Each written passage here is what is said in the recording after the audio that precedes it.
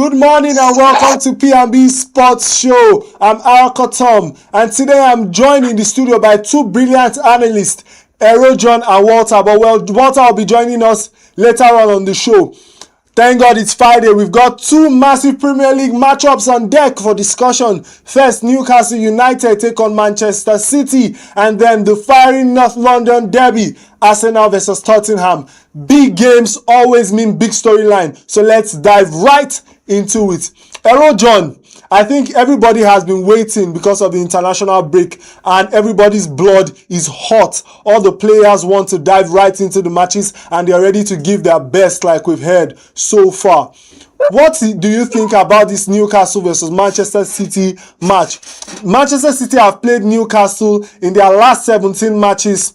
They've won 15 of them, and they've tied the remaining 2 matches. What is your take on this thunderous matchup? Because it seems like everybody is saying that Newcastle is going to perform better than they've always had.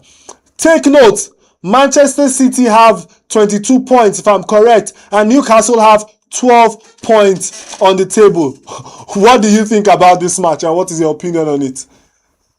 Okay, good morning, Tom. Good morning, P&B Sports. It's a pleasure to be with you once again. Diving straight to it, it's going to be a blockbuster match. It will be a match coming back from the international break, and we'll see so many drama. We're going to experience so many drama. What do I think of this match? Manchester City presently have 22 points. Newcastle have 12 points. That's a 10-point difference on the table. You see, games like this, I see it as a strong tie, in the sense that Newcastle, they are quite a good team when they are playing at home at St. James Park, and they will be playing at home against Manchester City. But they are playing against a Manchester City side that is gradually finding their feet, that is gradually becoming better. I don't know if you get my point. With the likes of Jeremy Doku beginning to take shape, they're playing against a Manchester City with the likes of Haaland, who has been proven to be unstoppable this season. It's surely going to be a workload for Newcastle United. And they are playing against a Manchester City side that is aiming to clinch the top of the table. They are presently second in the league with 22 points, 4 points behind Arsenal, who are top of the league with 26 points. So they are playing against a side that is, and I always tell you, football remains a game of who wants it more.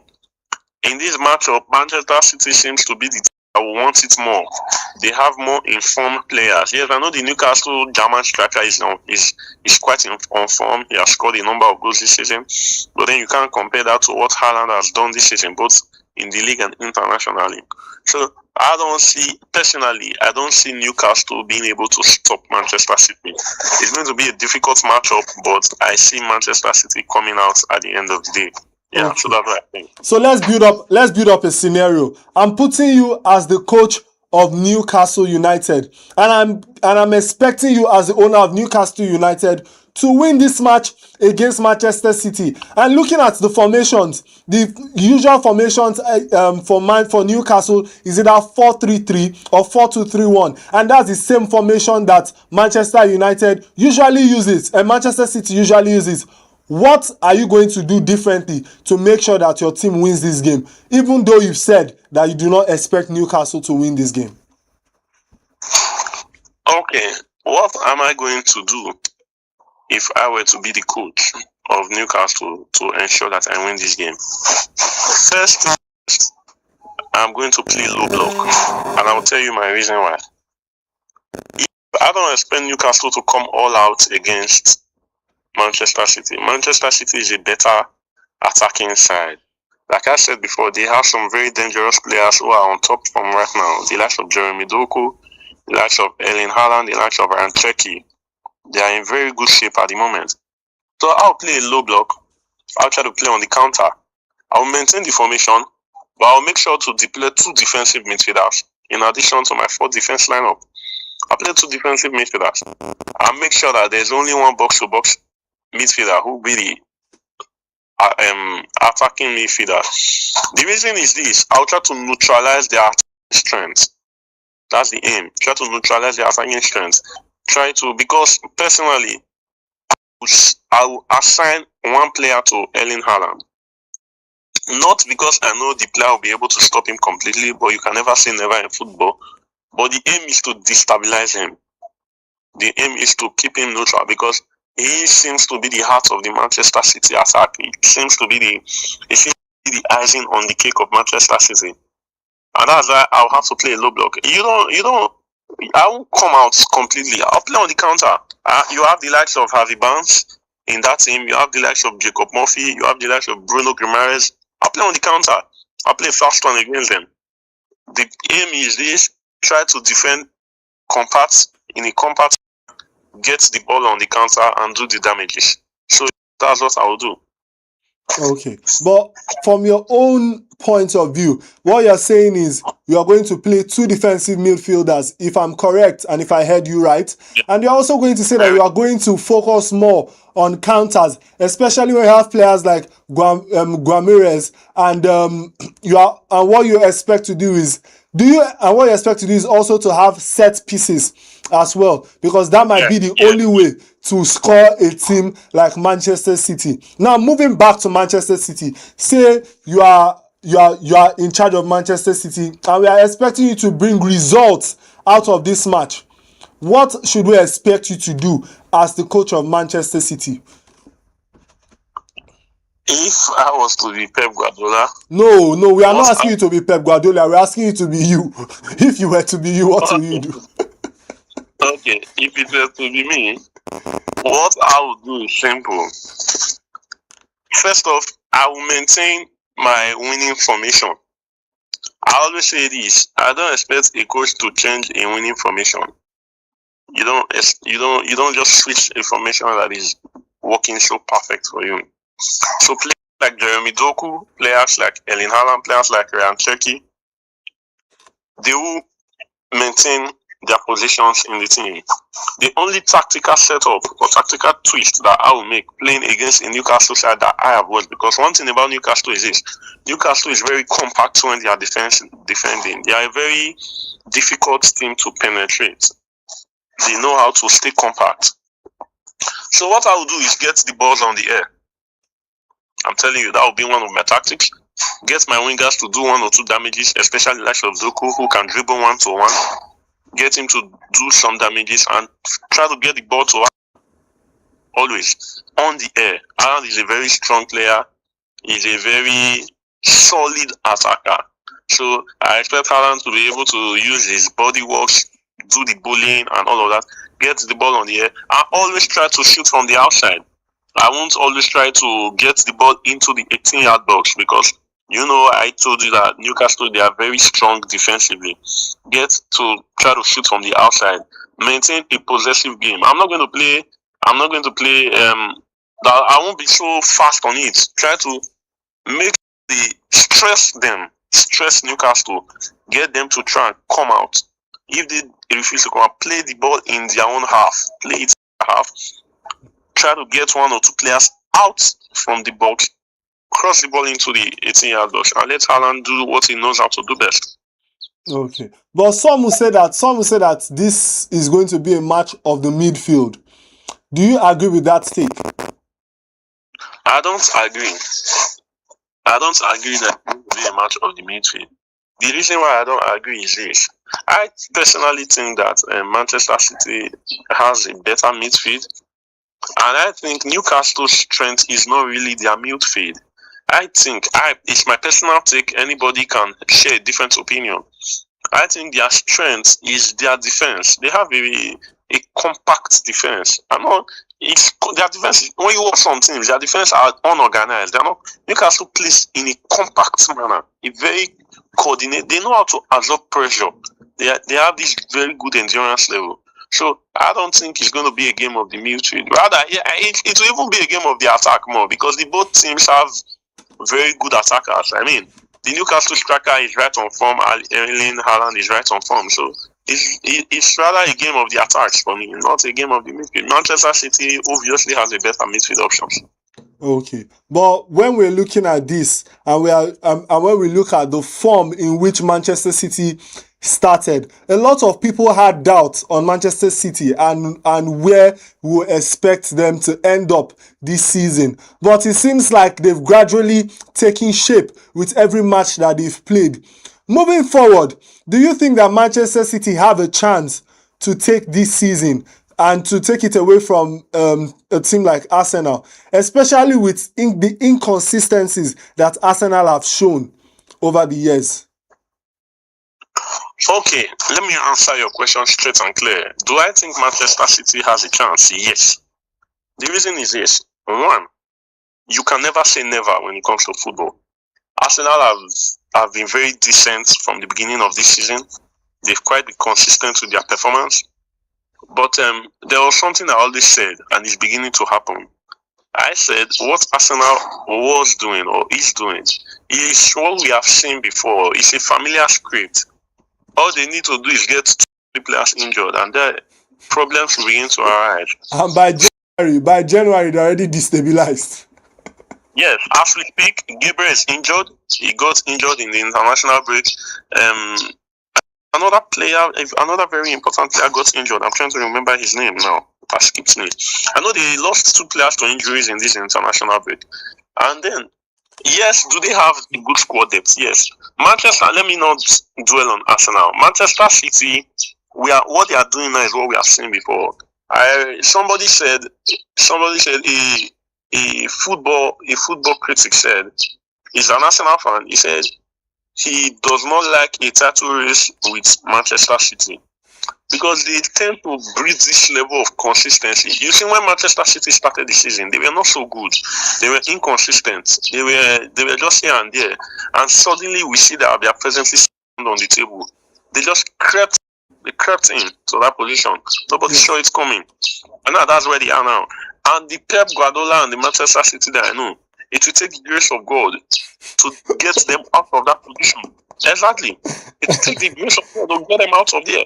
So it's gonna be a big problem. It's really gonna be a big problem. I think And Arsenal, on the other hand, they have a run of difficult matches. They're gonna play Tottenham this weekend, they're gonna play Chelsea next. So you see that these are not games that you can just write off. So I think the reason why you are considering Chelsea a tough match is because you are a Chelsea fan. But let's forget about that. We're not here to talk about Chelsea. What? Let me quickly. No. Let's forget about Chelsea. What is your take, and what do you think the goal line is going to be? Manchester City versus Newcastle. I think Manchester City is going to win that game 3-1. Okay, but a lot of analysts have said 3-0, and you've said 3-1, which is very close. So we're going to take your word for that, and we actually hope that you are correct on this one. And we wish both sides good luck. We've been talking about Arsenal. We've been off and on about them. We've talked about their inconsistencies. Now let's move on to the other match that we're here to analyze, which is Arsenal versus Tottenham Hotspurs. What is your first take looking at that matchup, Ero? The London derby is always a very dramatized and difficult fixture. And this match is not just a London derby, it is a North London derby. So it's closer to home. And these are 2 teams that Arsenal this season, they've been very excellent. They've been very superb. They've been very wonderful. Tottenham have been inconsistent. But then you can't write them off when it comes to matches like this. We have seen teams where they perform so poorly, but when it comes to derbies, you just suddenly see this spark. It's just like Manchester United against Chelsea, such a rivalry. No matter how bad Manchester United is, they tend to be so decent when they play against Chelsea. I always wonder why you have to bring Manchester United and Chelsea into every conversation that I have with you. But let's continue. That's because you are a Manchester United fan. You will relate better. So that match is going to be filled with drama. So much drama. One, because Arsenal want to extend their lead at the top of the table. being that they've dropped points against Sunderland before the international break. Tottenham, on the other hand, they are trying to get back on their feet completely. They are trying to do so well, so hard to come back on top, especially after they slipped their supposed win against Manchester United before the international break also. So the match is going to be a difficult one. It's really going to be a wonderful one for both teams. I personally want and sincerely hope that the game ends in a draw. So you saying that you hope that the game ends in a draw and you expect Manchester City to win their match, which means you actually want Manchester City to take it all this season. But apart from that, we are looking at Spurs, and we've noticed that Tottenham Hotspurs, they are very dangerous on the break, and actually they also have good attack. What is your expectation on the attack? Who do you expect to ignite the fire when it comes to their attacking system? And also, we are looking at a 4-3-3 formation, which will be most likely. What do you expect from an attacker from Tottenham Hotspur? I don't, sincerely, let me tell you the truth. I don't expect so much from the Tottenham attack. Yeah, they've not really convinced me this season. But if I'm to pick out a name, someone that I expect to pull up a surprise, it has to be Richarlison. It has to be Richarlison. The reason I'm picking Richarlison is because he has. I've watched him a couple of times this season. There's just this flair he has when he's playing against big teams. I don't know why. He has this flair when he's playing against big teams. So I'll pick Richarlison. I'll sincerely pick Richarlison. And also Mohamed Kudus. Mohamed Kudus is one player that I know no matter what the outcome of that game is, Kudus will surely, you will see that Kudus played in this game. Kudus has put up a couple of brilliant performances this season. Kudos to him, and I don't expect anything short of that against Arsenal. So it will be Richarlison and Kudus for me. Okay, so like you said, Kudus has put off a good performance this season, and kudos to him. But when we look at Arsenal's midfield, we have players like Declan Rice, we have Odegaard, which can dominate the midfield. But another thing that some people are looking at is the fact that Tottenham Hotspurs, they are a team that are good on the counters, and they are a team that if their strategy is to use counters for this match, Arsenal might not be able to wedge their counters or to handle their counters in this match. What is your take on that? Do you think that Arsenal will be able to handle counters? Because obviously we are expecting Hotspurs to use counters on them in this match. Yes, Arsenal will be able to handle counters. Arsenal is a very good defensive team. As far as this season is concerned, they have the best defensive record. I mean, it's inconceivable goal in the whole of October. That's crazy, man. They are very good defensively. They will be able to handle counters. They surely will be able to handle counters, especially coming from Tottenham. Tottenham is not so much of a dangerous team, I must confess. I'm not trying to discredit them. Not so much of a dangerous team that Arsenal cannot handle what they bring or what they offer. But we never can say never. We saw what Sunderland put up against Arsenal, despite Arsenal's playing record and everything. So I believe everybody will want to capitalize on that from now. Everybody will have to go back to watching that game, watching where Arsenal got it wrong and all of that. Arsenal and Mikel Arteta also will go back to the drawing board to see who got it wrong in that game. And then, but I strongly think Arsenal will be able to handle counters from Tottenham. They have the likes of Martin Zubimendi in midfield. They have the likes of Declan Rice. They have very solid defenders, Justin Timber and the likes of Calafori. These are very good players that are quite brilliant and decent defensively. So they sure should be able to handle that. Okay. I'm going to bring this back to the counter situation. In previous matches, we've seen Arsenal, they've used a lot of counters, and it seems like that has become their trademark in recent times. And now we've also seen that Tottenham Hotspurs have used a lot of counters. Do you think that they are going to score using counters on both sides? Or what are your predictions on how they are going to score? And which players do you also think are going to are going to put the goal at the back of the net? Arsenal will score from a set piece. They are set piece FC of the season. Okay. Arsenal will score from a set piece. And who do I think will score that goal from a set piece? Oh, Gabriel is out injured. So I don't know, but I know Arsenal will score from a set piece. I really can't tell who will score. I would have said Gabriel, but Gabriel is out injured. Arsenal will score from a set piece. They'll score a set piece goal. Tottenham, on the other hand, I trust Richarlison to get a goal. Like I've told you, he knows how to do so well against big teams, and I like him for that. So I trust Richarlison to get the ties. I trust Richarlison to get the counter. Okay. So we have Arsenal number 1 on the table with 26 points, and we have Tottenham Hotspurs number 5 on the table with 18 points. Where do you see the Hotspurs finishing this season? I see them finishing in the top 7. Okay, so what you're saying is you don't see them in the top 4, because right now at number 4 we have Sunderland. Sunderland have 19 points. Don't you think that the Tottenham might top Sunderland briefly? Yes, but another thing you have to consider, or you have to look at, is the fact that there are other teams coming up. Do you understand? Yes. This is just the 10th, or this will be the 11th game of the season. There are other teams coming up. There's still the likes of Manchester United. Thank you for mentioning that team. There's Liverpool. There's Newcastle.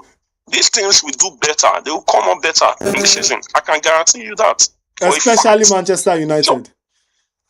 Especially Liverpool, please. I can guarantee you that. So, I personally don't think Tottenham will finish in the top 4. The reason is this. I'm judging by what I've watched them play so far. They are an inconsistent team.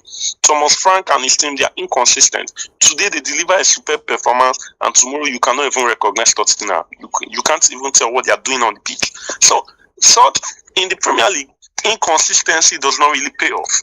You have to be consistent. You have to be known for what you do. You have to be so dangerous. Teams have to fear you. You have to bring consistency. So I don't think Tottenham will finish in the top 4. I mean, we have the likes of Arsenal who will sure finish top 4.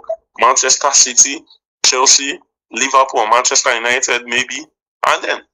So, but I think they'll finish in the top 6 or top 7. Okay. Thank you so much. Well, right now we're going to go on a short break, and when we come back, we're going to have our Thank God It's Friday Athlete of the Day. So don't go anywhere. Sit tight, because P&B Sports Show will be right back.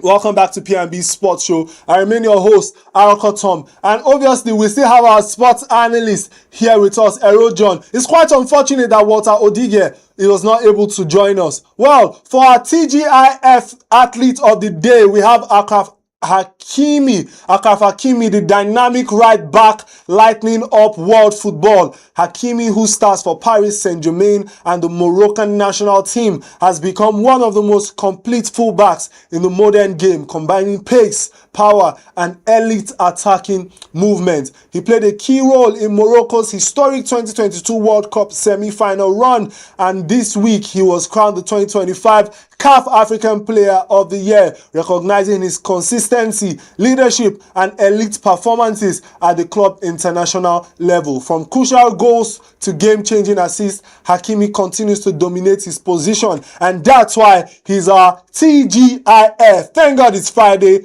Athlete of the Day.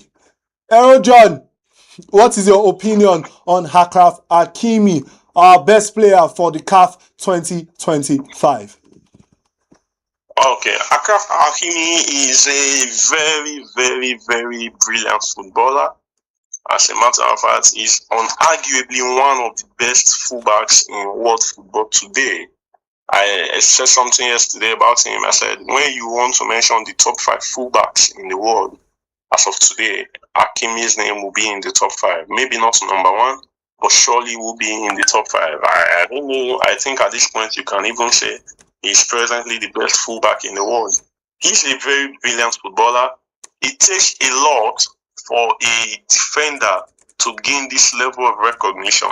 If you see his contributions, his statistics in Paris Saint-Germain and even in the national team of Morocco, you then can tell that he's such a brilliant baller. I mean, football these days, the tendencies of football have changed so much. Fullback roles have been changed. They've redefined the roles of fullbacks. They are no longer as traditional as they used to be. Now we now have inverted fullbacks. We now have wing backs and all of that. All of these positions, Hakimi can flourish. We've seen him playing as an inverted right back. We've seen him play as a proper right back. We've seen him play as a wing back. And he has done well. He has, as a matter of fact, in the Moroccan national team, he even plays more offensively than defensively. And he has also excelled in those roles. So he is a very brilliant footballer. I'm particularly happy that he was able to finally win the CAF Player Award, or the CAF Best Player Award. I mean, last year he came out second. I think the year before he came out second or third. The previous year he came out second. You see, for you to have gained this level of nominations, you have been top 3 for the past 3 years or thereabouts. It says a lot about your prowess. It says a lot about your abilities. It says a lot about your talent. It says a lot about how good you are. I mean, and then it's very good to see that finally he's getting the ovation and the honor that he deserves. So I'm particularly happy about Hakimi. Hakimi gives this level of brilliance and touch to the game. When I watch him play, I am delighted to watch Hakimi play. When I watch the likes of Hakimi, I begin to ask myself, where did the likes of Malo Gusto, where did they come from? Because there's this level of brilliance, there's this level of that he plays with, and that's very spectacular about such a player. Hakimi is good. Hakimi, you may even want to doubt that he's an African player. He's from Africa because of how good he is, and then maybe his color. So yes, it's a good one for him. I'm particularly happy for Hakimi, and I pray that he continues to be at the top of his game. Okay. We've had some information over time, and it seems like Morocco, like you rightly said, because you mentioned that Hakimi he doesn't even play like an African player. Do you think that Morocco should leave CAF because they've been agitating for that? They believe that they are better than a lot of African teams. Do you think that they should leave CAF and probably move to UEFA? That would be that's more political than sport. But I don't think they should leave. You're an African country. It's not anybody's fault. You can't take that away. Geographically and all other representation shows that you're an African country. The fact that your color and all of that tends to make you look more Western than African doesn't take away the fact that you are African. If Morocco is agitating that they want to switch to UEFA and leave CAF, then we should also have the likes of Algeria, the likes of Egypt doing the same, because there are similarities. When you see Algerians, you think they are Westerners. When you see Egyptians, if they tell you on a good day that Mohamed Salah is from Africa, you will not believe. You will argue. You understand? So I don't think there is any reason for them to leave, except for the fact that yes, CAF has their own, they have their excesses, they have their shortcomings, but it doesn't take away the fact that we are Africans. Okay. The truth, you will not see European countries. This is the problem I have with Africa. You will not see any European country agitating or telling you that they want to leave UEFA and probably move to CONMEBOL, or they want to move to CAF. It is only here in Africa that we get to hear nonsense. I call it nonsense. That we get to hear things like this, and it begins to make you see that Africa still has a very long way to go. Okay. You are agitating to CAF, but you want to host the next AFCON. make it make sense.